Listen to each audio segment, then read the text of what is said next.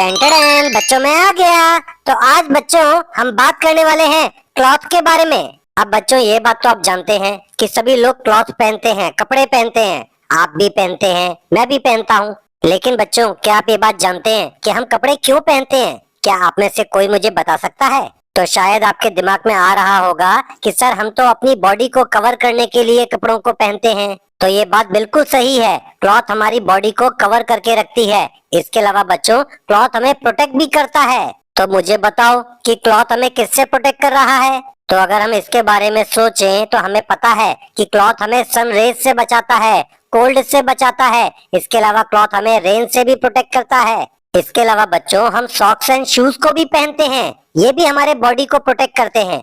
तो क्या आप मुझे बता सकते हैं कि सॉक्स एंड शूज हमारे किस बॉडी पार्ट को प्रोटेक्ट करते हैं? तो यहाँ पर भी बच्चों आप बिल्कुल सही सोच रहे हैं, सॉक्स एंड शूज हमारे फीट को प्रोटेक्ट करते हैं। इसके अलावा बच्चों आपको ये बात भी पता होनी चाहिए कि हम पूरे साल एक जैसे कपड़े नहीं पहनते हैं, हम हमेशा अलग अलग डिफरेंट डिफरेंट टाइप के कपड़े पहनते हैं।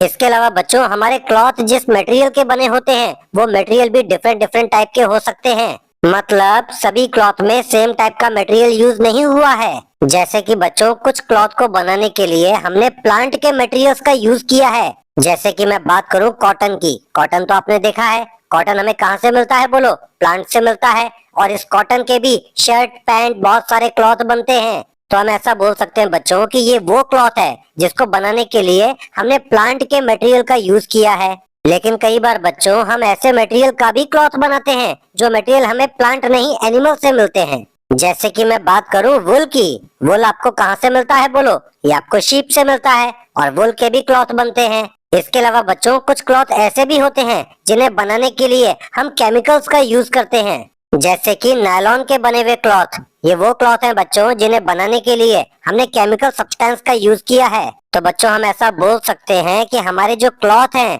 वो कई बार डिफरेंट डिफरेंट टाइप के मटेरियल के बने हुए होते हैं।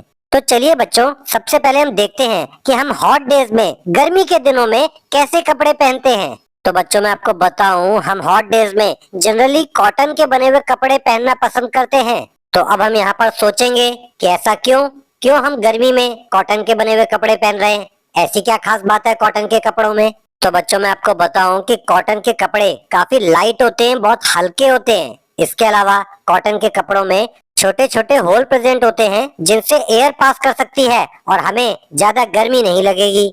इसके अलावा बच्चों आप ये बात तो जानते हैं कि हॉट डेज में हमें स्वेटिंग बहुत ज्यादा होती है, बहुत ज्यादा पसीना आता है और कॉटन के क्लॉथ उस पसीने को, उस स्वेट को बहुत आसानी से एब्जॉर्ब कर लेते हैं। इसीलिए बच्चों आपको हॉट डेज में कॉटन वाले क्लॉथ को ही पहनना चाहिए। जैसे कि आप कॉटन की बनी शर्ट पहन सकते हैं, कॉटन की बनी टी शर्ट पहन सकते हैं, शॉर्ट्स पहन सकते हैं, स्कर्ट को यूज कर सकते हैं, फ्रॉक यूज कर सकते हैं, कैप, हैट, ये सभी चीजें जो कॉटन की बनी हुई हैं आप इनको यूज कर सकते हैं। इसके अलावा बच्चों हम कोल्ड डेज में, ठंड के समय थोड़ा डिफरेंट टाइप के कपड़े पहनते हैं। जैसे कि sweater, jacket, muffler, gloves. Generally ये क्लॉथ बच्चों वुल के बने हुए होते हैं। और ये वुल बोलो हमें कहाँ से मिलता है? ये हमें शीप से भी मिल सकता है और गोट से भी मिल सकता है। बच्चों आपको ये बात पता होनी चाहिए कि वुल के बने हुए क्लॉथ काफी थिक होते हैं, यानी कि मोटे होते हैं और काफी वार्म होते हैं और ये हमें ठंड से बचा सकते हैं। इसीलिए कोल्ड डेज में हम वुल के बने हुए क्लॉथ को पहनते हैं। इसके अलावा बच्चों हम रेनी डेज में थोड़ा डिफरेंट टाइप के कपड़े पहनते हैं जो हमें ड्राई रख सके। जैसे कि हम रेन कोट पहनते हैं, गम बूट पहनते हैं। अब रेन कोट तो बच्चों आपने देखा ही होगा, रेन कोट को बनाने के लिए हम कुछ केमिकल मटेरियल्स का यूज करते हैं। अगर हम बात करें गम बूट की, तो गम बूट बच्चों रबर के बने हुए होते हैं। और क्या आप जानते हैं कि रबर हमें कहाँ से मिलता है? रबर हमें रबर ट्री से मिलता है बच्चों। मगर बच्चों ध्यान रहे कुछ गम बूट ऐसे भी होते हैं जो कि केमिकल मटेरियल के बने हुए होते हैं। इसके अलावा बच्चों फेस्टिवल एंड पार्टीज में भी हम थोड़ा डिफरेंट टाइप के क्लॉथ पहनना पसंद करते हैं। जैसे कि साड़ी, सलवार कमीज, लहंगा चोली, कुर्ता पजामा, धोती कुर्ता, कोट पैंट।